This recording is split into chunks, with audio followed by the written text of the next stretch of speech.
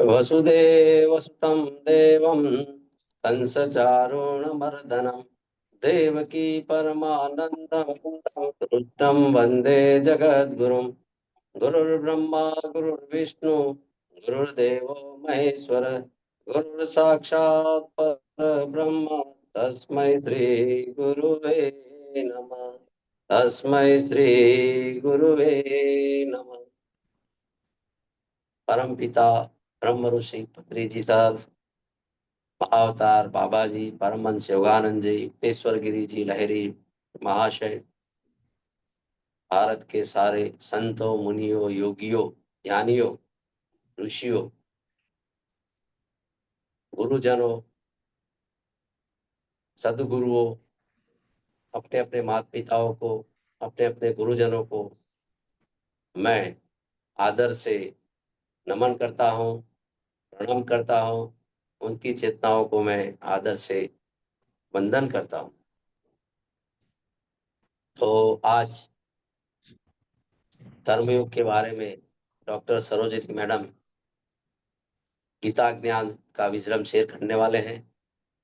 तो आइए मैडम अपना ज्ञान शेयर करें और यहाँ जुड़ी हुई सब गीता प्रेमियों को मेरा आदर से नमन। Thank you so madam. आइए और अपना कर्मयोग के बारे में अपनी सरल भाषा में आप ज्ञान प्रदान करें। Thank you so much madam. नमस्ते जी। प्रथम अपनी माता पिताओं को, अपने गुरुजनों को, मेरे गुरुदेव ज्ञान ब्रह्मा स्वामी सुंदर चैतन्यानंद जी को, ध्यान ब्रह्मा पितामह डॉक्टर सुभाष पत्री जी को, एकत्वा गुड़ाकेशा ग्रैंड मास्टर श्री प्रबोध अच्युता जी को, इस गीता माता को, श्री कृष्ण परमात्मा को, श्री कृष्ण वंदे जगत गुरु सत्र के संयोजक श्री अनिल प्रजापति जी को और यहाँ पर उपस्थित सभी गीता प्रेमियों को, इस तकनीकी को कोटि कोटि नमन। आज के दिन इस कर्मयुग में 15वां श्लोक तक हम चर्चा किए थे।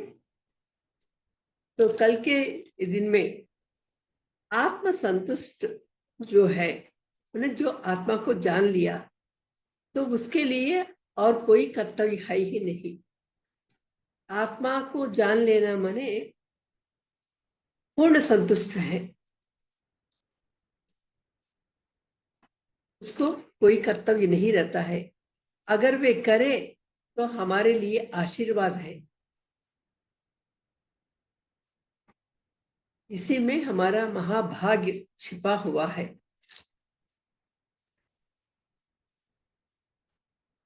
क्योंकि उसको कुछ पाने की लालसा कुछ नहीं है, और ना करे तो कोई नष्ट भी नहीं है उनके लिए। वे अपने आप में रमण करते रहते हैं।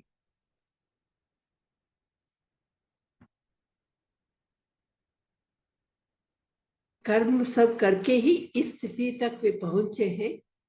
वे इस स्थिति में, आत्मज्ञान की स्थिति में पूर्ण काम है। तो इस संदर्भ में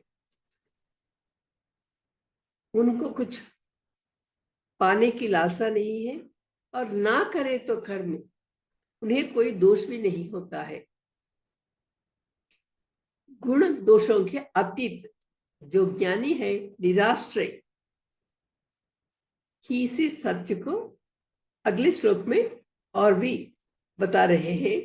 नैव तस्य कृते नार्थो न कृते नेह कश्चन न चास्य सर्वभूतेषु कच्चिदर्थ व्यपाश्रयः। नैव तस्य कृते नार्थो न कृते नेह कश्चन न चास्य सर्वभूतेषु कच्चिदर्थ व्यपाश्रयः न एव तस्य कृतेन अर्थः।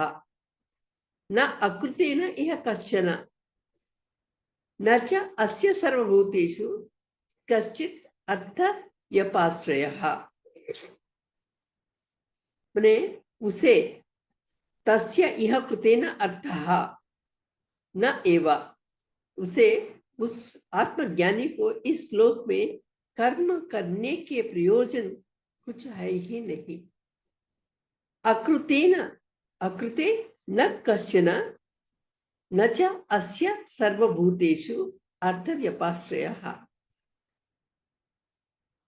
अकृते न, कर्म ना करने के कारण, कश्चन न, उसे कुछ, माने च अस्य सर्वभूतेषु, कुछ प्राप्त करने की नहीं, सर्वभूतेषु यहाँ सभी भूतों के प्रति, अर्ध व्यपाश्रयः माने कुछ अर्ध पाने की, कुछ प्राप्त करने की, कश्चित न, कुछ भी है नहीं।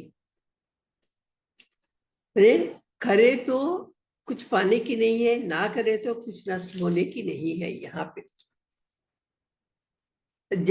सामान्यतः हम लोग क्या करते हैं, कुछ प्रयोजन को पाने की लालसा में हम कर्म करते हैं, ये सामान्य कर्मी है। और कर्मयोग के बारे में भी हम समझ गए, क्योंकि जो भी कर्म करते हैं भगवत अर्पित करते हुए, उसकी फल की अपेक्षा ना करते हुए हम करते हैं तो वो कर्मयोगी है। कर्म करते हैं, धर्मबद्ध व्यवहार करते हैं, लेकिन फल की अपेक्षा नहीं करते हैं, ये कर्मयोगी की स्थिति है। कर्मी कर्मयोगी को हम देख लिए। अभी अकर्ता की बात हम कर रहे हैं, क्योंकि आत्मज्ञानी सब कुछ करते हुए भी अकर्ता इस स्थिति में वे रहते हैं। कर्म के फल दो प्रकार के होते हैं, एक तो बाह्य जगत में जो प्राप्त करने की है, दूसरे है अपने मन में प्राप्त करने की। ये इन दोनों को ही दृष्टि में रखकर हम कर्माचरण करते हैं। लेकिन यहाँ पे ज्ञानी इन दोनों फलों के अतीत है, अपने उस आनंद को प्राप्त कर ले रहे। कर्म करके अब प्राप्त होने वाली कोई बात नहीं है उसके लिए, क्योंकि निरंतर वो तो ब्रह्मानंद रस में अखंड अनुभूति, अखंड आनंद की अनुभूति हो रही है उसके अंतर्गत। इसीलिए कुछ करने के लिए वे उत्सुक नहीं रहते हैं। उनसे जो भी निकलते हैं अनायास ही, अगर कोई कर्म हो तो वो तो सूरज के प्रकाश की तरह और चंद्रमा की चांदनी की तरह वो दुनिया के लिए आशीर्वाद के रूप में बदल जाते हैं। उसके लिए नहीं, दुनिया वालों के लिए है। तो यहाँ पे सांख्य योग में एक बात बताया गया है कि प्रत्यवाय दोष ना करे तो, क्योंकि विधि निषेध करके हमारे लिए सामान्य जनता के लिए है विधि निषेध, तो अगर निषेध का करे तो प्रत्यवाय दोष होता है। लेकिन यहाँ ज्ञानी कर्म ना करे तो वो प्रत्यवाय दोष होना इस प्रकार की बात नहीं है, क्योंकि एक ही है इस दुनिया में, आत्मा एक ही है, बाकी सब मिथ्या है। आत्मा सत्यम तदन्यत मिथ्या, वह एक ही है, माने एकत्व ही है, अद्वय है। लेकिन हमको इस दुनिया में जो दिखता है दो रूपों में दिखता है, दुनिया द्वैत प्रपंच। तो द्वैत जब बोले गए हैं दो रूपों में है, सुख दुख, शीत उष्ण, मान अपमान, धर्म अधर्म, निंदा स्तुति, इस प्रकार सब कुछ दो रूपों में दिखाई देते हैं। लेकिन इसका असर ज्ञानी पर नहीं होता है। ये माया होने के कारण दो रूपों में दिखाई देना, जब माया से परे होते हैं, कुछ माया का असर नहीं होता है। तो यहाँ जय इसको एक उदाहरण के रूप में बताया गया है। हम सपने में उधार लेते हैं, वैसे मामूली तौर पर अगर उधार लिए तो चुकाना पड़ता है, नहीं चुकाए तो पाप होता है, इतना हम सबको मालूम है। लेकिन सपने में किसी के पास उधार लिया तो किसको हम चुका सकते हैं? जा जाग गए, सपने में से जाग गए तो वो किसको चुकाएगा? उसी प्रकार जाग जाना, जागरूकता पाना या आत्मा को मालूम कर पाना, ये सब क्या है? सपने की अवस्था में से बाहर आ जाना। तो स्वप्न में जो कर्म जनित दोष है, जागृत अवस्था में उसको लागू नहीं होता है। तो आत्म ज्ञानामृत का पान, ज्ञानामृत का पान करने वाले आत्मविद को कृतकृत्य है, वो तो पूर्णकामी है, वो किसी प्रकार का कर्तव्य नहीं है। अगर कोई कर्तव्य है करके कहे तो कोई भी ऐसे व्यक्ति, तो वो पूर्ण रूप से आत्मज्ञानी नहीं हुआ करके शास्त्र कहता है। तो ये है ये 18वें श्लोक के बारे में। 19वां श्लोक देखेंगे।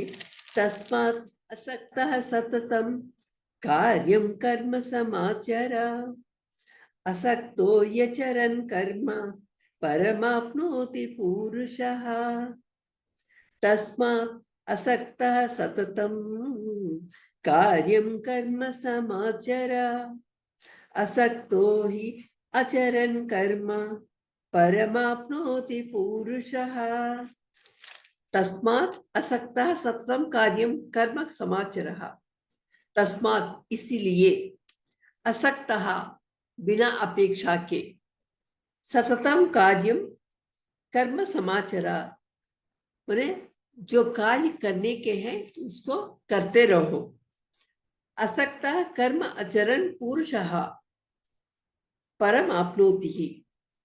असक्तः बिना आसक्ति के, बिना अपेक्षा के, कर्म आचरण, कर्म जो व्यक्ति करता है, पुरुषः जो पुरुष माने जो व्यक्ति करता है, परम आपनोति ही, क्योंकि बिना अपेक्षा किए धर्मबद्ध व्यवहार करे तो उसका फल क्या है? मोक्ष ही है ना? इस प्रकार कह रहा है। क्योंकि ज्ञानी नित्य तृप्त है, नित्यानंद स्वरूप है, निराश्रय है,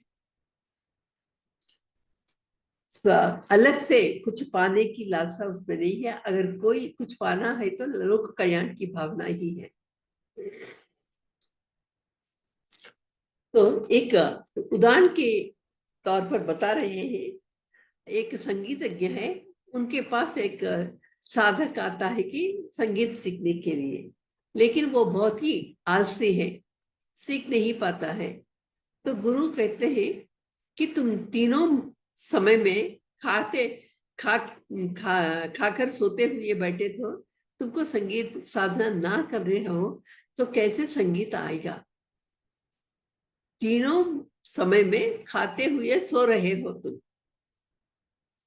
खाके सो रहे हो, ये बात है। तो वो साधक समझता है तीनों बार खाते हुए अगर सोए तो संगीत नहीं आता है, ठीक है हम बिना खाए सो जाएंगे करके सोचा। तो कभी कभी दूसरों की बातें हमें ऐसी समझ में आती है, असली बात को पकड़ नहीं पाते, क्योंकि आलसी होने के कारण सोना किसी ना किसी तरह सो जाना है। अगर संगीत की साधना करे तो संगीत आ सकता है, संगीत की साधना किए बिना संगीत कैसे उसको आ पाएगा? तो उसी प्रकार जो ज्ञान प्राप्त करने के लिए जो साधनाएं हमें करनी है, वो काम ना करके, ना करना माने कर्मों को छोड़ दिया है। ये त्यागना नहीं, छोड़ना, जैसे आलसी व्यक्ति की तरह। असली साधना ना करते हुए हम सो गए तो क्या आगे बढ़ सकते हैं? तो जो आज ज्ञानी बना वो तो पहले, इसके पहले कर्म करके ही एक कर्मी ही कर्मयोगी बन के ज्ञान योगी बना। यह अर्जुन के लिए श्री कृष्ण बता रहे हैं, हे अर्जुन, क्योंकि उसने कहा ना मुझे, मैं युद्ध नहीं करूंगा और भिक्षाटन करूंगा। भिक्षाटन करे तो युद्ध की बात क्या हो सकती है? युद्ध से जो प्राप्त होने वाला फल कैसा प्राप्त होगा? इसीलिए जिसके पास आत्मज्ञान नहीं है, अवश्य ही कर्तव्य को पालन करना ही है। अगर आत्मज्ञानी ना करे तो भी परवाह नहीं, क्योंकि उसके मन में से भावनाएं जो निकलते हैं वो तो लोक कल्याण की भावनाएं निकलती हैं। वे आत्मानंद में रमण करते रहते हैं। इसीलिए बार बार जो ज्ञान बिना ज्ञान के कुछ कार्य करे तो उसमें प्रगति दिखाई नहीं देती, लेकिन पतन जरूर होता है। इसके प्रति तस्मात् जागृता माने इसके लिए, इसके प्रति जागरूक हो जाओ, क्योंकि तुम असली कार्य नहीं करे तो तुम्हारे लिए पतन निश्चित है। और यहाँ पर ईश्वरार्पण बुद्धि के साथ कर्मयोगी क्या करते हैं, कैसा करते हैं? जो भी कर्म करते हैं ईश्वर के प्रति समर्पित कर देते हैं, तो इससे चित्त शुद्धि की प्राप्त होती है और मोक्ष के लिए सुगम होता है रास्ता।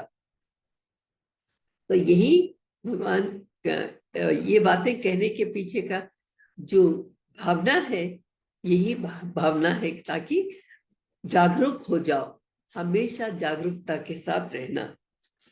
ये मुक्ति के लिए मार्ग है, क्योंकि इसके पहले भी हम लोग देखे थे, नहीं कश्चित क्षणमपि जातु तिष्ठत्य कर्म कृत।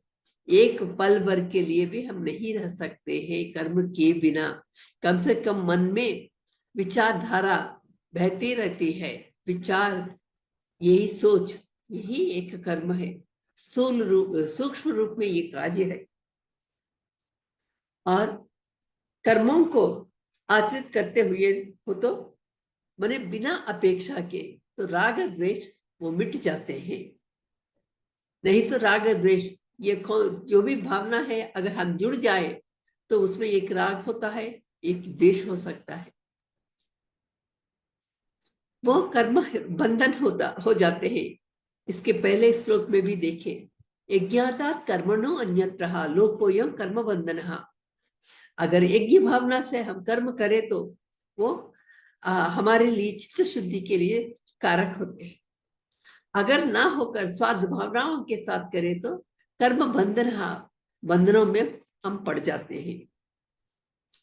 यहाँ पे कर्तव्यता बुद्धि ना होकर, फलाकांक्षा ना होते हुए कर्म को करते रहना, ईश्वरार्पण बुद्धि से करने के कारण राग द्वेष दोनों तटस्थ हो जाते हैं। इसी को महात्माओं ने अनासक्ति योग कहा है। ईश्वरार्पण बुद्धि के साथ धर्म व्यवहार करें तो राग द्वेष तटस्थ हो जाते हैं, तो इसे अनासक्ति योग कहा गया है। ऐसे जो कर्मयोग का पालन कर रहे हैं, जो भी आचरण कर रहे हैं, वे सुकृत आत्माएं हैं। सुकृत आत्माएं, क्योंकि धर्म व्यवहार कर रही है, फल की अपेक्षा नहीं कर रहे हैं, तो इसके जो मिलने वाला फल वो एकत्रित होता रहता है। धर्म रूप में जो है वो तो दैव ही है। वो धर्म चक्र ही इस दुनिया में प्रवर्तित हो रहा है। धर्म मार्ग में जो चल रहे हैं उनके लिए राग द्वेष ना के बराबर हो जाते हैं, तटस्थ हो जाते हैं। मने ईश्वरार्पण बुद्धि के साथ व्यवहार करना, मने धर्म रूप में दैव ही है, उसको हृदय में आह्वान करना, इसके बराबर है। इसी को भक्ति मान रहे हैं, इसी को भक्ति कहा गया है। जिस किसी के मन में भक्ति है वो व्यक्ति भक्त है। वो व्यक्ति कौन है? कर्मयोगी ही भक्त है, क्योंकि फल की अपेक्षा ना करते हुए ईश्वरात्मक बुद्धि के साथ व्यवहार कर रहे हैं।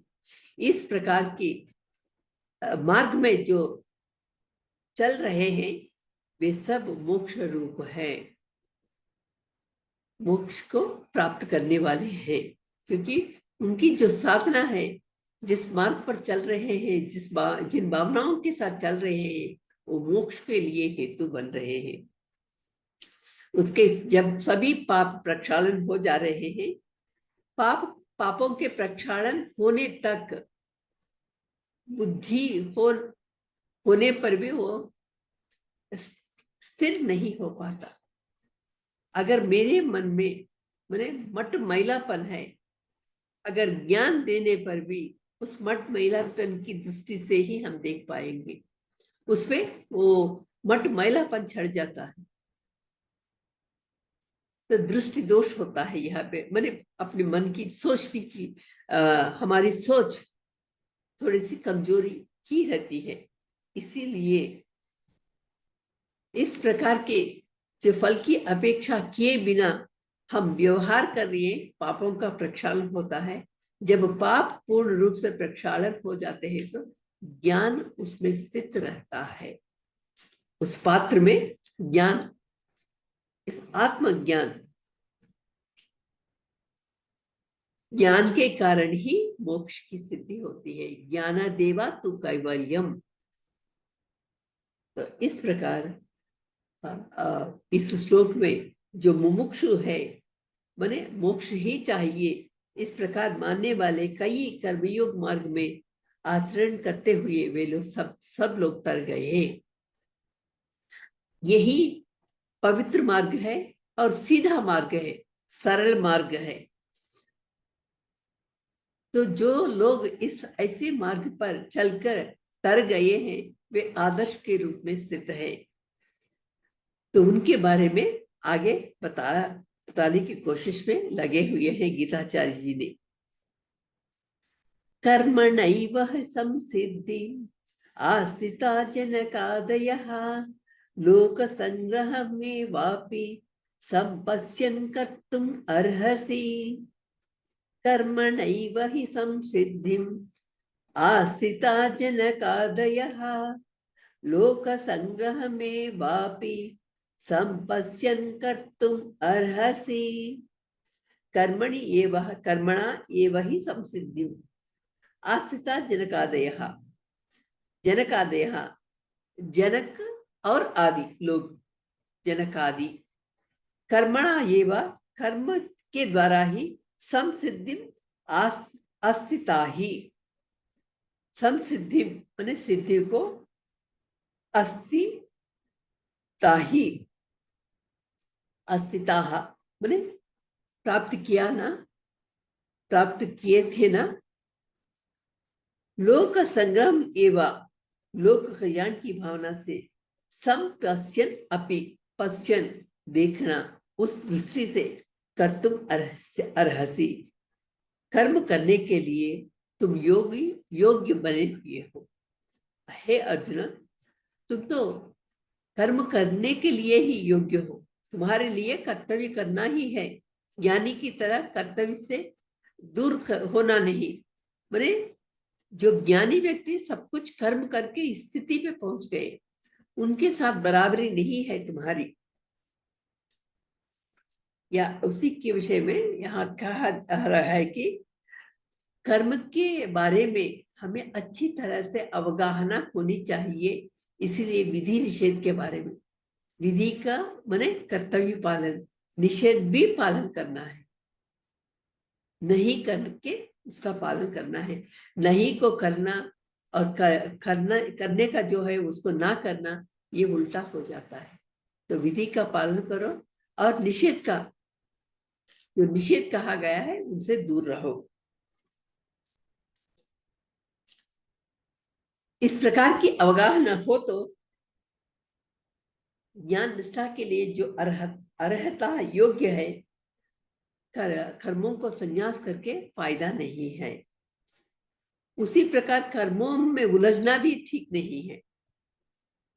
इसीलिए कर्म को शुद्ध करने की भावना के द्वारा योगी बनना है। कर्मयोगी माने अपने कर्मों को धर्म के साथ या दैव के साथ जोड़ दिया है, इससे शुद्ध हो जाते हैं। क्योंकि मेरे कर्मों में परमात्मा ही है, मैं नहीं हूं। मेरे लिए मेरा नाम होना है, इस प्रकार सोचे तो वो स्वार्थ भावनाएं है। लेकिन मेरे स्थान पर भगवान है तो ये परार्ध हो जाते हैं। परमात्मा की धर्म है ये तो युद्ध कर्म को अर्जुन उससे संन्यास ग्रहण करना चाह रहा है, उसको छोड़ना चाहता है। लेकिन श्री कृष्ण यहाँ पे समर्थन नहीं कर रहा है। अर्जुन भले ही चाहता है कि युद्ध ना करना, युद्ध से बहुत नष्ट होता है करके हम सबको मालूम है, फिर भी यहाँ पर श्री कृष्ण यही उनको समझाने के तुम्हें कर्म करना ही अनिवार्य है। और जो संन्यास के व्यतिरेक कर रहे हैं वो संन्यास ग्रहण करने की स्थिति में है अर्जुन, लेकिन कृष्ण इसको नहीं मान रहे हैं। तुम अभी उसके लिए लायक नहीं हो। अरे क्यों कृष्ण इसको नहीं वो युद्ध करना नहीं चाहते हैं तो इसको क्यों खींच रहे हैं युद्ध में?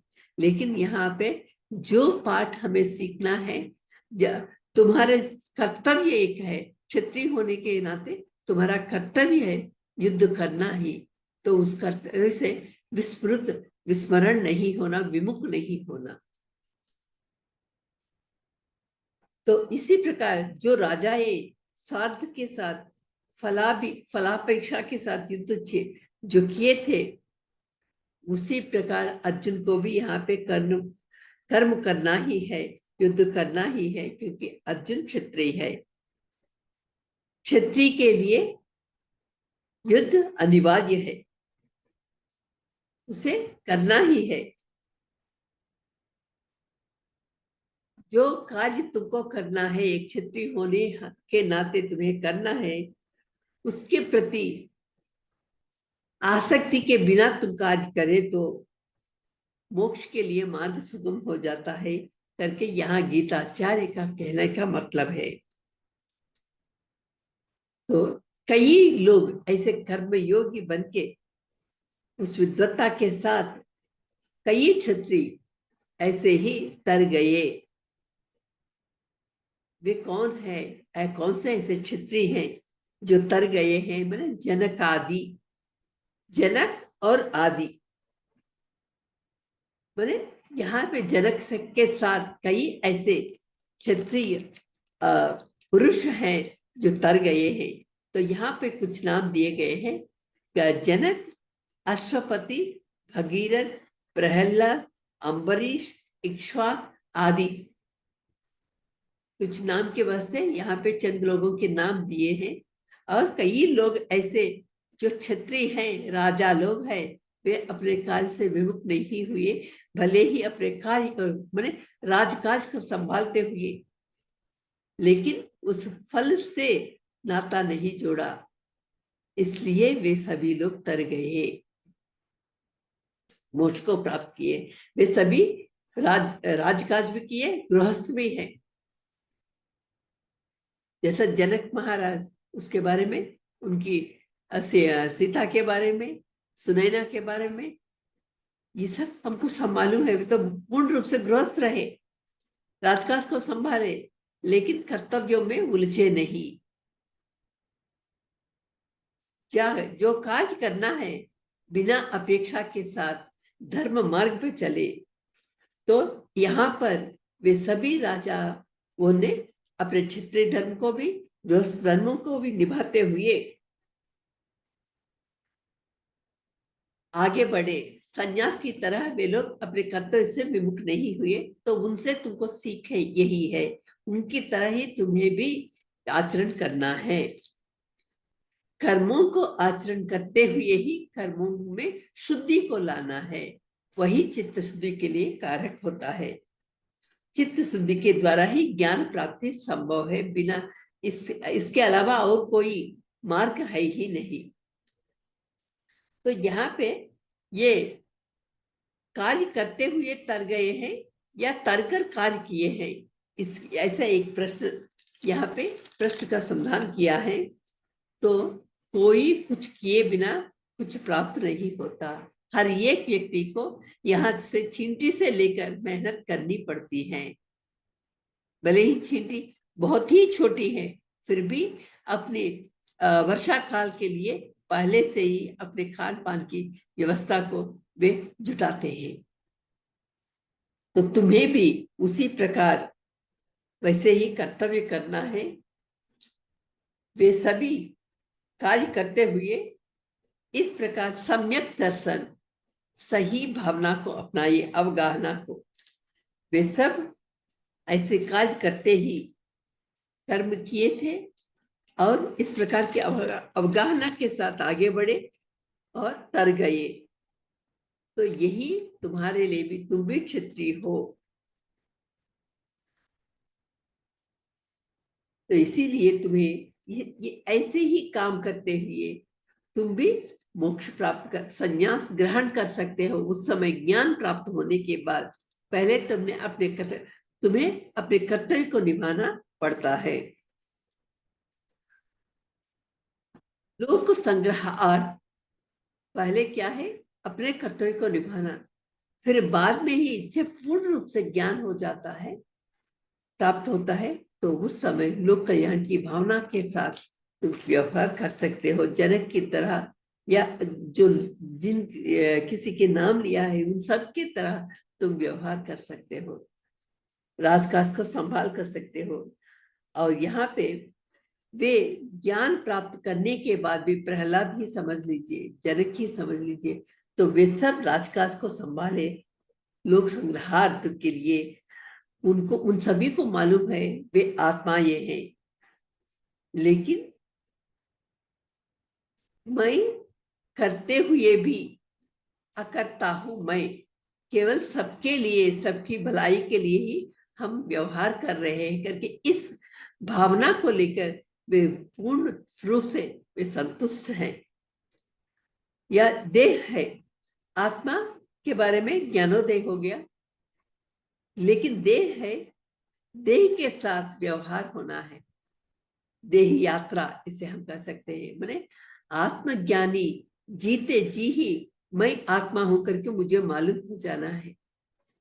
फिर भी देह रहता है, देह यात्रा के लिए हमें लोक संग्रह कार्य करना है। जैसे हम अभी पितामह पत्री जी को, हम हमारे गुरुदेव स्वामी सुंदर चैतन्य जी को, या गुड़ाकेशा ग्रैंड मास्टर अच्युता जी को, पितामह पत्री जी को, ऐसे कई सदगुरुओं को हम देखते हैं। जबकि शंकराचार्य जी, विवेकानंदा जी, रमण महर्षि, ये सभी लोग हैं हम पहले से। अगर यहाँ पे ये बात भी बता रहे हैं, वे सभी करके दिखाए थे कैसे हम व्यवहार कर सकते हैं। एक राज्य को संभालना कोई मामूली कार्य नहीं है, फिर भी संभव है। तो यहाँ एक कुछ प्रश्नों का समाधान कर रही है कि बिना सांस लिए क्या तुम रह सकते हो? श्वास क्रिया भी एक कर्म है, भले ही वह अपने आप चल रहा है अंदर, वैसे ही कोई श्रम करते हुए सांसों को ले पाएंगे? कितना ले पाएंगे? बहुत मुश्किल है। प्रयास करते हुए सांसों को लेना बहुत मुश्किल है, भले ही हम ले सकते हैं। और पलकों के झपकना, वो भी अपने आप हो जाता है। मैंने सामान्य व्यक्ति जो शास्त्र क्रिया कर्मों को अनायासी अप्रयत्न ही वो सब हो रहे हैं, उसी प्रकार ज्ञानी भी सभी कर्मों को निस्पृहा, मैंने बिना कोई उसके प्रति आसक्ति के बिना, निरासक्ता, इस प्रकार व्यवहार करते हैं, ताकि जन कल्याण के लिए जो आवश्यक है उन कर्मों को वे करते हैं। वे भले ही कर्म कर रहे हैं, लेकिन अकर्ता के रूप में कर रहे हो रहे। अहम अकर्ता, अहम अभोक्ता। पहले कर्मयोगी का स्थान क्या है? ना हम करता, हरि ही करता। मैं नहीं हूं करता, हरि ही करता, वहां परमात्मा को मानते हैं। और उससे एक स्थिति आगे बढ़ती है तो अहम अकर्ता, भाई करता ही नहीं हो तो भोगता कहाँ? अगर करे तो भोगना, करता हो तो भोगता होता है, करता ना हो तो भोगता नहीं रहता है। तो उसकी स्थिति, ज्ञानी की स्थिति क्या है? अहम अकर्ता, तो अभोक्ता। इस प्रकार जीवन मुक्त जो है, देहधारी जनक और आदि, जनक, अम्बरीश, प्रहलाद, इक्ष्वाकु, अश्वपति, भगीरथ, ये सभी देहधारी है। उपाधि के कारण, क्षत्रिय बनने के कारण, छात्र धर्म को निस्संग, बिना कोई संगत, संग मने अटैचमेंट, बंधन के बिना वे आत्मरूप होते हुए अपने कार्य में वे शोभायमान रहे। उनके पास राज्य है और करने के लिए कार्य है। प्रजाओं की जो तकलीफों को दूर करना, उनकी आवश्यकताओं को पूरा करना, इस प्रकार वे लोग कार्य करते थे। क्योंकि प्रजा की आवश्यकताएं ही हमारे आवश्यकताएं हैं। उनको दुख को दूर करना, उनकी आवश्यकताओं को पूरा करना, इसी में हमारे श्रेय है, हमारी भलाई है करके इस प्रकार समझे हुए। ऐसा सोचे तो यहाँ पे श्री कृष्ण के बारे में अगर सोचे तो वे रथ सारथी बने। कहा श्री कृष्ण सृष्टि चक्र को चलाने की क्षमता उसमें है, तो रथ को चला रहा है। यहाँ पे घोड़ों को चला रहा है। घोड़ों को चलाने का मतलब है कि घोड़ों की आवश्यकताओं को पूरा करना है। घोड़े को नहलाना, उनको दाना खिलाना, ये सब भी उन्हीं का कार्य है। अगर उसको कुछ हो तो उसकी जरूरत को पूरा करना पड़ता है। तो ऐसे कार्य श्री कृष्ण ही किया है, तो सामान्य व्यक्ति की बात क्या करते हैं? नहीं कश्चित क्षणमपि जातु तिष्ठत्य कर्मकृत, मुझे कुछ कार्य करने की जरूरत नहीं है, लेकिन लोगों के लिए,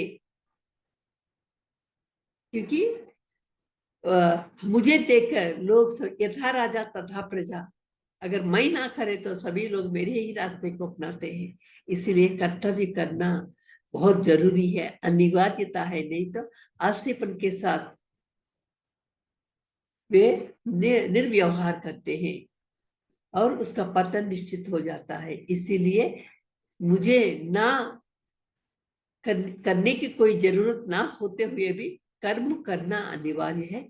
इसीलिए इसको त्यागना नहीं, उस कर्म को शुद्ध करना ही है और लोगों को दिखाना ही है, श्रेयो मार्ग को दिखाना है। तो इस प्रकार आज हम इस कर्म योग में कुछ चंद श्लोकों को देखे थे, उसकी अवगाहना करने की कोशिश की। ऐसे एक सुनहरा मौका मुझे दिया गया है। हम सभी लोग आत्मज्ञान के साथ ध्यान करने में, ध्यान में लग जाएंगे।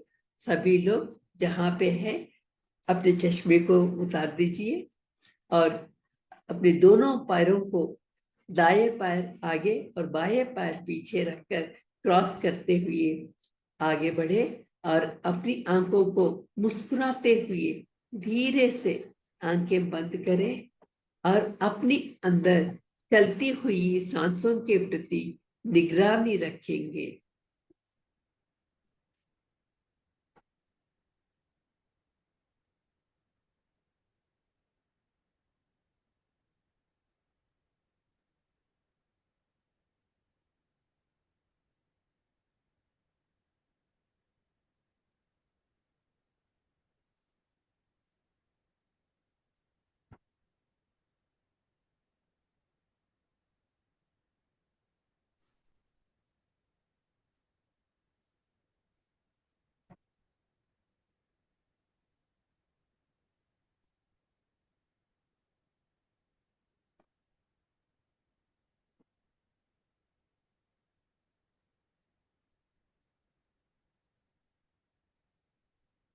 अपने अंदर चलती हुई सांसों को निहारते रहेंगे।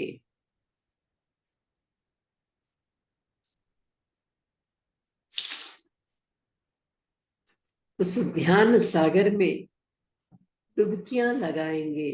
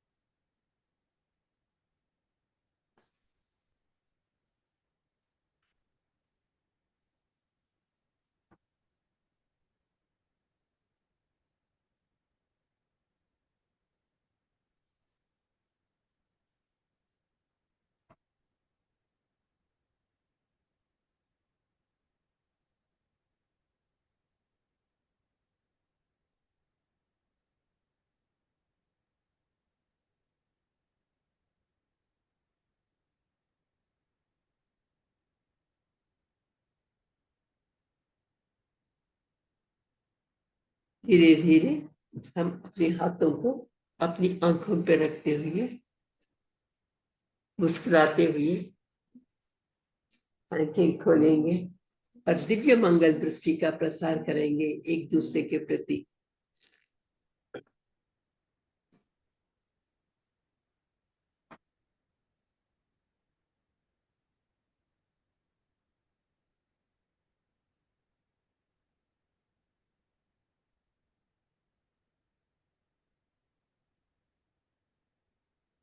Thank you masters. ऐसा सुनहरा मौका मुझे श्री कृष्णम वंदे जगत गुरु के प्लेटफॉर्म पर दिया गया है। इसके संयोजक श्री अनिल प्रजापति जी को, अपने माता पिताओं को, गुरुजनों को और यहाँ पर उपस्थित गीता प्रेमियों को, इस तकनीकी को मेरा कोटि कोटि प्रणाम। Thank you, thank you, thank you. खूब खूब धन्यवाद मैडम, खूब खूब धन्यवाद सरोजिनी मैडम। आपने बहुत धर्म के बारे में आगे बहुत अच्छा बताया। बहुत बहुत कि हमको आसक्ति रहित कर्म करना है। कर्म तो करना है लेकिन आसक्ति रहित कर्म करना है, तो ही हम अच्छे पद प्राप्त कर सकते हैं, परम पद। आपने जनक राजा और इत्यादि राजाओं का नाम लेकर बताया कि उन्होंने उन लोगों ने भी आसक्ति रहित कर्म करके वो उच्च पद प्राप्त कर लिया, श्रेष्ठ पद प्राप्त किया है उन लोगों ने। तो बहुत अच्छा रहा आज का सेशन। और इंदू जी मैडम, यस आप बोल सकते हो। धन्यवाद। सबसे पहले तो ब्रह्मंदन और सरोजनी मैम का बहुत बहुत आभार, इतना अच्छा बता रही हैं और बिल्कुल उसके साथ साथ एग्जाम्पल भी बहुत अच्छे जो आप देती हैं, बहुत अच्छा सिंपल शब्दों में। तो बिल्कुल बात तो वही है, कर्मों की जब बात आती है तो हमको कर्म तो करे बिना रह नहीं सकते। अगर हम ये सोच रहे कि कर्म कर ही नहीं रहे, अगर हम बैठे भी हैं और कर्म कर रहे हैं तो कर्म नहीं कर रहे, ऐसा नहीं। सब कुछ हमारे शरीर में भी हम चल रहे देख रहे हैं। हम हमारा सांस चल रही है, हमारे अंदर के सिस्टम भी काम कर रहे हैं अपने आप से, सारा कुछ हो रहा है। लेकिन हम जो बाहर के लिए भी हमको कर्म करने हैं, जो हमारी ड्यूटीज है वो तो निभानी ही है हमको। जो कर्तव्य कर्म है हमारे परिवर्तित चक्र में जो हमारे लिए कर्म दिए गए, तो धर्म के अनुसार उसको कर्म करे। जो हमारा कर्म करना है, जैसे ड्यूटीज है हमारी, हमारी अपनी परिवार के, सबसे पहले तो अपने शरीर के प्रति हमारी ड्यूटी है, कर्तव्य है, उसको ठीक रखें, उसके लिए भी हमको कर्म करना पड़ेगा। उसके बाद हमारे परिवार के लिए, हमारे जो बड़े हैं उनके लिए अलग, सबके लिए अलग अलग हमारा धर्म हो जाता है ना। कर्म तो करे बिना रह नहीं सकते। तो ये लेकिन कर्म हम कैसे करें? हम अपने आप को कर्ता मान के ना करें। बस मेन बात ये है, जब हम अपने आप को कर्ता मान के कर्म करते हैं कि मैं ये करने वाला हूँ, तो हमारे को बंधन लगता है। और अगर हम कर्ता मान नहीं रहे कि मेरे द्वारा ये कर्म किया जा रहा है, मेरे को तो ड्यूटी दी गई है, मैं अपना कर्तव्य निभा रहा हूँ, दैट्स ऑल। तो फिर हमारे को फिर क्या है कि कर्म के बंधन नहीं लगते। उसके लिए चाहे श्री कृष्ण यहाँ पे अर्जुन को युद्ध करने के लिए भी कह रहे हैं, है ना। तो ये यही बात हमको बस समझने की है कि हम अकर्ता, जो आपने कहा वो बहुत अच्छा था, है ना। तो और दूसरा ये है कि ईश्वर प्राणिधान, जो कुछ भी हम कर्म करें उसको समर्पण करके करें, तो फिर हमारा वास्तव में जीना जीना है। और उसी के लिए एग्जाम्पल भी दिए गए कि बात सही है कि पहले के तो सभी राजा जो थे, उन्होंने इतने इतने जैसे जनक जी का किया कि वो तो विधेय ही कहलाए। इतना सब कुछ उन्होंने राज्य सब कुछ करा, लेकिन देह का अभिमान नहीं। देह के द्वारा हो रहा है, देह से जब हम जुड़ जाते हैं अपने आप को, हम आत्मा न समझकर अपने आत्मा से नहीं जुड़ते और देह से जुड़ जाते हैं, उसके द्वारा कर्म करते हैं, तो हमको बंधन लगते हैं। और बंधन ना लगे तो उसके लिए बस यही बताया गया है। तो अलग से कुछ करने की बात नहीं है कि अलग से हम कहें कि अलग से कुछ करके ही हम उस मोक्ष को प्राप्त कर सकते, नहीं। जो हम काम कर रहे हैं उसके अकॉर्डिंग हम कैसे काम करें, और उसके अकॉर्डिंग भी हम जो है उसको वहां तक पहुंच सकते हैं, मुक्ति के मार्ग तक। तो यही मेरी समझ में आया। बहुत अच्छा आपने बताया, धन्यवाद बहुत बहुत। खूब खूब धन्यवाद इंदु जी मैडम, बहुत अच्छा कहा। जनक राजा की बस विदेही दशा थी, विदेही दशा प्राप्त करना बहुत जरूरी है, लेकिन ये होती नहीं, क्योंकि देह है तथा विदेह में रहना, वो सबसे बड़ी बात है। तो बहुत अच्छा आपने कहा, जनक राजा इत्यादि लोगों ने ही विदेही दशा प्राप्त की थी। और एक बात और भी है कि हम यहाँ कहते हैं कि आसक्ति और अनासक्त। आसक्ति होती है जब हम किसी चीज से अटैच हो जाते हैं ना, जब हमको ये चाहिए, हमको चाहिए।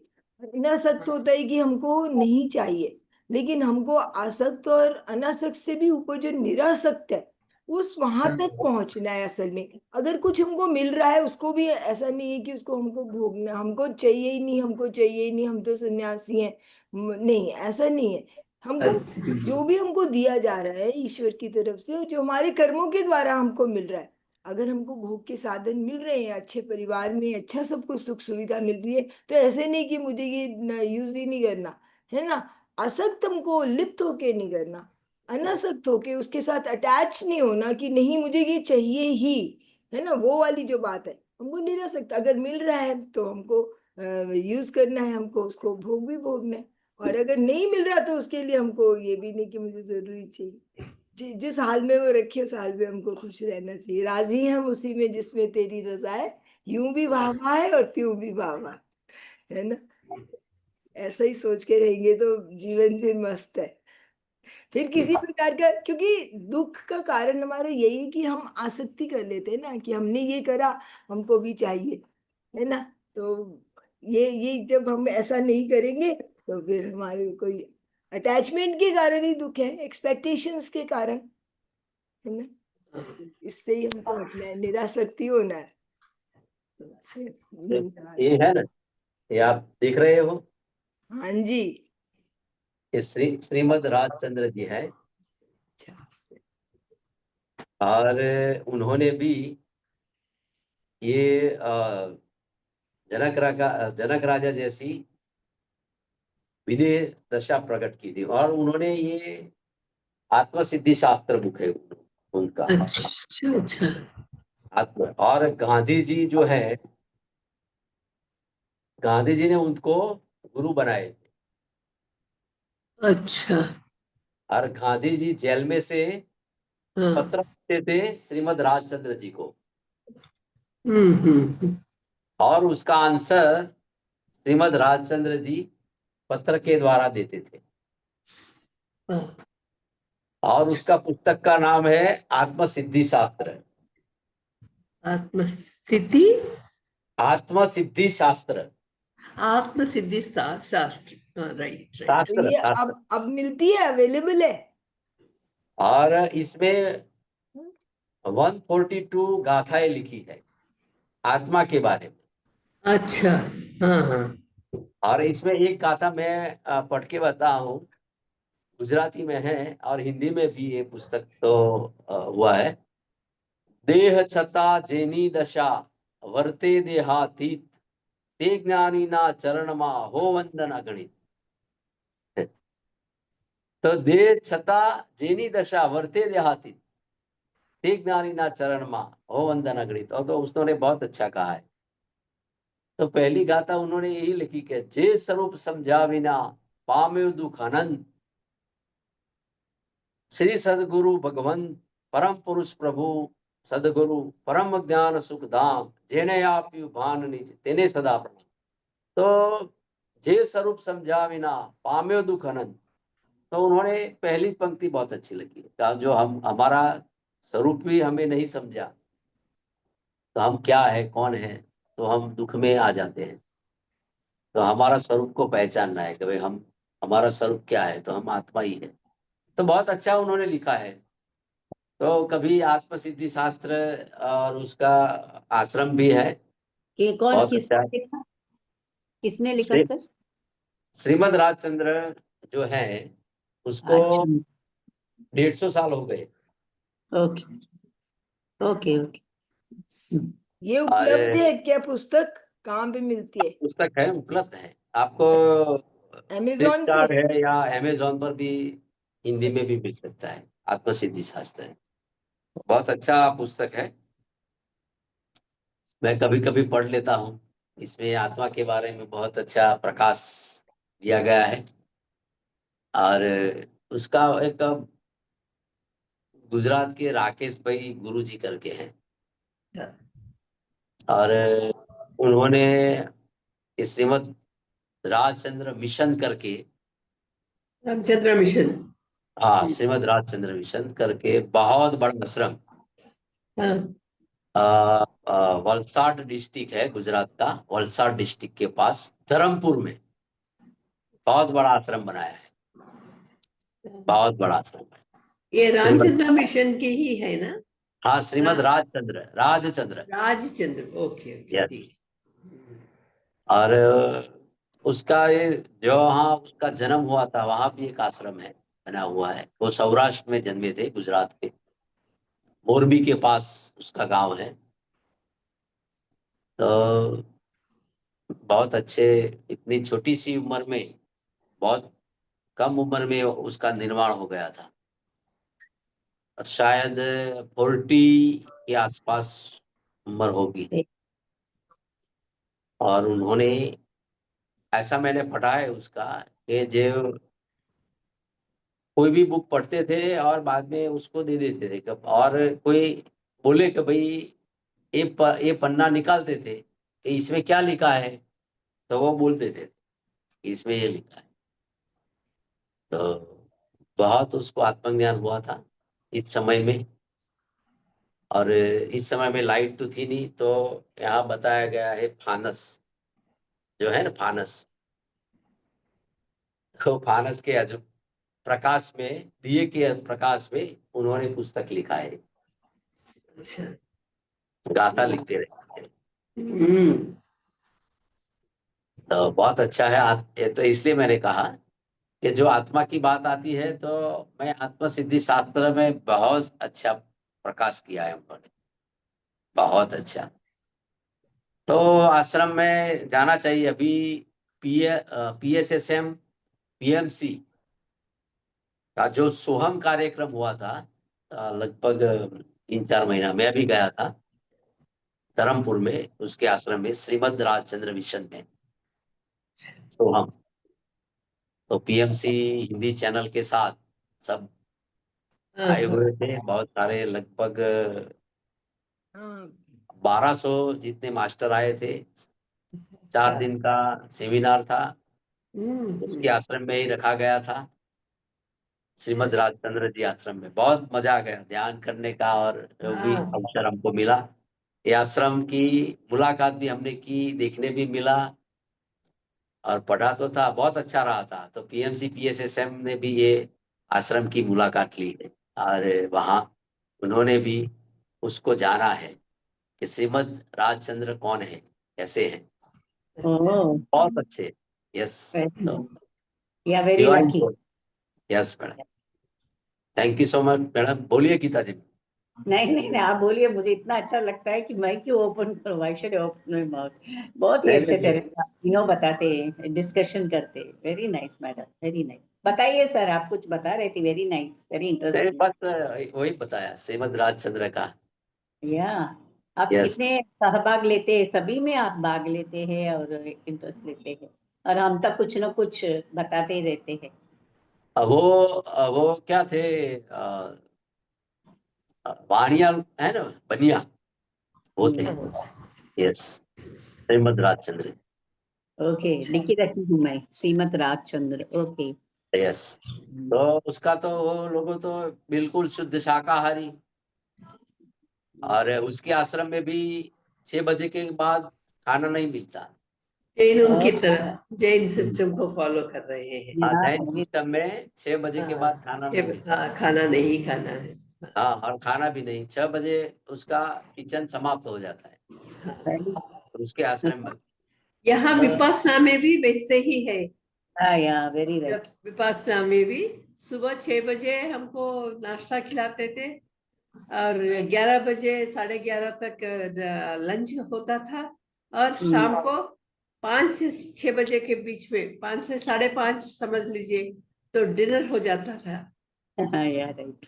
हाँ, थोड़ी अजीब से लगा, लेकिन वहां रहे तो हम सब रह सकते हैं, उस हिसाब से हम रह सकते हैं। घर में नहीं रह सकते हैं, लेकिन बहुत वहां अच्छी बात। और वेरी नाइस। वो सब सुबह में भी वैसा ही होता है। मैं गया था, हम गए थे सब सारे। तो जो पानी जो है, पानी भी गर्म किया हुआ पानी को ठंडा करके हम पीते हैं।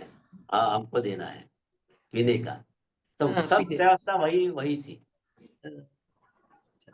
बिल्कुल शुद्ध आहार, सात्विक भोजन, हाँ, अरे वाह, बिल्कुल शुद्ध शाकाहारी। और वेरी आप नाइस। देखेंगे तो इतना अच्छा लगेगा कि हम कोई फॉरेन में बैठे हैं, ऐसा आश्रम है। अच्छा अच्छा। ऐसी व्यवस्था भी ऐसी है। ओह, और गाड़ियां भी इतनी रखी है, इलेक्ट्रिक गाड़ियां, गाड़ी। हाँ, तो इसमें बैठ के दूसरी जगह हम जा सकते हैं देखने के लिए, कुछ कुछ पूरा आश्रम घूम सकते हैं। कहाँ, अच्छा। बड़ौदा या सूरत? नहीं, सूरत से आगे वलसाड आता है। ओ, वलसाड। वलसाड वलसाड के एक्सप्रेस भी है। वलसाड से थोड़े एक आगे धर्मपुर, ओके। धर्मपुर में है ये आश्रम। बहुत अच्छा बनाया है, वेरी और देखने लायक है वो भी। नाइस। और ये यूट्यूब पर भी मिल जाएगा आपको, देखेंगे ना, श्रीमद राजचंद्र धर्मपुर करके, ठीक है। हो सकता है। और रहने की भी व्यवस्था बहुत अच्छी है। वेरी। यस, बिल्कुल ऐसी बहुत अच्छी है।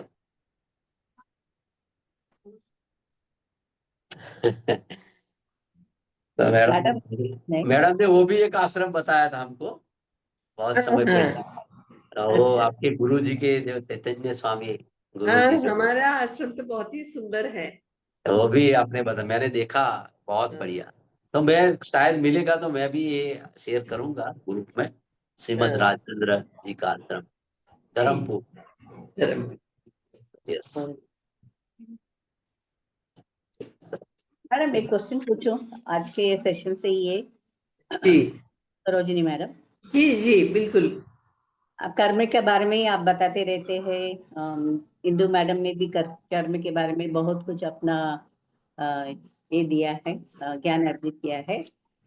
हम फल की अपेक्षा नहीं करनी चाहिए, ठीक है। हम फैमिली लाइफ में रखे आसक्ति भी इतनी जल्दी से छोड़ नहीं सकते। कर्म की फल तो अभी तो मालूम पड़ गया, भगवद गीता पढ़ के अपेक्षा नहीं करना चाहिए। लेकिन हम संत और ज्ञानी जैसे कैसे हम रह सकते हैं? उन लोग तो सब छोड़ दिए हैं, तो उनको नहीं नहीं, कर्म में, हाँ, कर्म के बंधन में नहीं पड़ते, लेकिन हम बढ़ेंगे ना। हम नहीं, तो वही तो रास्ता बता रही है। सदगुरु का मतलब ही है, ये है कि वे लोग भी हमारे जैसे इंसान ही है ना, सामान्य इंसान ही है। वे लोग भी ऐसे कर्म करते करते, कर्मी, कर्म योगी, तो बाद में ज्ञान योगी, ये सब स्टेजेस है। तो कैसे हम धीरे धीरे हम छोड़ते हुए आगे बढ़े। जैसा एक पेड़ पे जो भी है, पहले वो एक कली के रूप में, फूल के रूप में, कच्ची कैरी के रूप में, फिर फल के रूप में बदलता है। दशा ये है, हमारी भी वैसी ही दशा ये है। तो हम सत्संग से जुड़ना है, तो क्या हमको आवश्यक है, क्या हमको अनावश्यक है, ये मालूम हो जाता। हम उसी घर में रहते हैं, उन्हीं लोगों के बीच में रहते हैं, हाँ, लेकिन पहले की अवस्था, पहले की जो सोच और अब की सोच थोड़ा बदल जाती है। सोच में बदलाव आने के कारण ये या पहले पहले ज्यादा, बचपन में देख लीजिए, मेरे अपने अनुभव ही बताएंगे। कॉलेज हाँ, में मैं काम नौकरी करती थी, तो मेरे हाँ, गुरुजी ने ये साधना है ये करके, सत्य के बारे में, इस महीने में सत्य के बारे में हम प्रैक्टिस करेंगे करके दिए थे। तो मेरा सोशलाइजेशन कट हो गया वहां पे। हाँ, उन्होंने कहा सत्य के बारे में, लेकिन यहाँ मेरे साथ हुआ सोशलाइजेशन, मैंने सबके साथ जुड़कर ज्यादा बातें करने की वो लालसा कम हो गई। हम्म, अब भी बहुत कम हो गई। अभी हाल ही में मैं तो ट्रेन पे गई, मथुरा गई। एक 24 आवर्स की जर्नी है, पिछले हफ्ते की बात मैं कह रही हूँ। मैं खासकर ट्रेन में जाना पसंद किया ताकि मैं थोड़ा पढ़ सकूं, समझ सकूं, क्योंकि उस सेमिनार के लिए तैयारी भी करनी है। घर में रहे तो 4-5 काम करते हैं, तो वहां पे ट्रेन पे बैठने के बाद थोड़ा आराम कर लिया, फिर खान पान के अपने घर से ले जाते हैं, वही खा लेते हैं, फिर बैठो और पढ़ते रहो और लिखते रहो, जो मन में आया वो वैसा वैसा आराम से समय कट गया। किसी के साथ बातचीत करने की जरूरत ही नहीं है, मैं तो नहीं करती हूँ ज्यादा। अभी पहले तो पूछते थे आप कहाँ है, क्या है, कौन है, अब कुछ नहीं। अब जो जैसे हैं वैसा अच्छे है करके हम अपने काम से मतलब रखते हैं। ठीक है। वैसा तो 6 घंटे 5 घंटे बैठकर मैं वो सेमिनार की तैयारी कर रही थी। बाद में दो मेरे सामने बैठे 2 मर्द लोग, वे आगे पूछे मेरा होते ही, मैडम आप दोपहर से देख रही हैं, आप तो बैठे रहे, कुछ लिखते रहे, क्या कर रहे हैं? अगर कोई आके बात करे तो करती हूँ, लेकिन नहीं तो मैं उलझती नहीं आजकल। कॉलेज में भी वही हाल रही, सब कुछ करने के बावजूद उनके बीच में जाना नहीं। अब क्योंकि 1-2 मिनट बात कर लीजिए बस, बाद में कुछ पूछना नहीं, कुछ अपने काम से मतलब रखना। आते समय भी मैंने ट्रेन पे ही आई, 24 घंटे और 3 घंटे लेट हो गए, तो मेरा 10 पन्नों का ट्रांसलेशन हो गया है वचनामृतम का उसमें। Very nice, very nice, made good use of the time, very good. हाँ हाँ, तो ये सत्संग से जुड़ने के कारण, गुरु की संगत में सानिध्य में रहने के कारण, उनकी कही हुई साधनाओं के साथ जुड़ने के कारण ये सब संभव हो जाते हैं। अब भी मैं हर काम में हूँ, मैं तो गृहस्थी हूँ, अब भी कॉलेज को जा रही हूँ। घर वाले मैंने अपने भाई रिश्ते सब लोग होते हैं, लेकिन जितनी जरूरत है उतना ही रखना, उससे ज्यादा आगे एक कदम नहीं बढ़ाना, बस। संभव है, हम भी योगी की तरह बन सकते हैं, यही रास्ता है। इसी गृहस्थ जीवन से ही संन्यास आश्रम में जाना है। हमारे आश्रम व्यवस्था है, पहले ब्रह्मचर्य आश्रम, फिर गृहस्थ आश्रम, सब कुछ सीखना है, सब कुछ देखना है। एक एक आश्रम को स्किप करके नहीं जाना, क्योंकि इस आश्रम में जो भी अनुभव लेना है, जो भी सीख लेनी है, वो सीख के ही हम वानप्रस्थ आश्रम, मैंने अभी ये सब हम आगे पीछे होते हैं, जो पढ़ते हैं, पढ़ने के बाद उसकी अवगाह न होनी और जिंदगी में लाना है, एक समय अपने आप वो सब अलग हो जाते हैं। लेकिन संत अपने को तो ऐसे आप कुछ नहीं है। संत लोगों तो कभी कभी छोड़ भी देते हैं, घर का वो गृहस्थी। छोड़े नहीं, यही तो मैं बता रही थी, हमारी ही अवस्था उनकी भी रही। वे भी घर से ही आए, लेकिन उनको क्या चाहिए उसके प्रति एक दिशा होने के कारण वो अपनी जो चाहिए उसके प्रति वे लोग अपने मन को रखे, जो चाहिए उसके प्रति मन रखना, तो उसके बाद साथ जुड़ जाते हैं, तो जो अनावश्यक है अपने आप कमजोर हो जाते हैं, वो धीरे धीरे आगे बढ़ जाते हैं वैसा। वेरी नाइस, इसीलिए मैं तो ट्रेन जर्नी के बारे में बताई थी आपको। क्यों सभी लोग बोलते हैं फ्लाइट में जा सकते हैं, लेकिन फ्लाइट में जाने के बजाय उसमें तो सुविधा ना बैठने देते हैं, ना सोने देते हैं, ना खड़े होने देते हैं, आगे आगे चलते रहो। वो 6 घंटे 7 घंटे लग जाते हैं। यहाँ पे ट्रेन पे चढ़ो, आराम से बैठो और थोड़ी देर सो जाओ, खाना खाओ, फिर अपना काम करो। समय की बचत होती है ट्रेन में, वेरी राइट, भले ही वो लगता है। हाँ, एवरी आज का 4 ही श्लोक में कुछ ना कुछ तो बहुत ही अच्छा है। ओके, रिपीटेशन तो होती है, फिर भी कुछ तो होता है कि लेकिन भगवत गीता यही कहता है कि we have to do and we fall in conflict, हम ड्यूटी और ड्यूटी से जुड़ा हुआ जो कुछ कॉन्फ्लिक्ट आती है ना हमारे लाइफ में, तो क्या संभाले, क्या संभाले, माइंड को कैसे संभाले। और भगवत गीता तो यही बताती है, लेकिन it is between us and the cosmic duty, वो भी हमें समझना चाहिए। हाँ, बस स्वधर्म को निभाना भी बहुत जरूरी है, निभाना, अपने स्वधर्म प्रति। को निभाना। धर्म नहीं, क्योंकि यहाँ आता है ना, आपने बताया ना, लोक संग्रह में वापी, वापी लोक संग्रह के बारे में भी याद रखना ही चाहिए। कभी भी कुछ भी काम करते समय Very nice. That is a very nice thing. This sentence is, this sloka is very very nice. और जनक का कितनी अच्छी तरह से उदाहरण दिया है। मैं जब गीता परिवार के विवेचन सुन रही थी, दो है शॉर्ट स्टोरी, एक नहीं बताऊंगी, बहुत बड़ी है। वेद व्यास के लड़का जो है शुकदेव, उसको बेचता है जनक के यहाँ, तुम वहां से जाके सीख के आओ।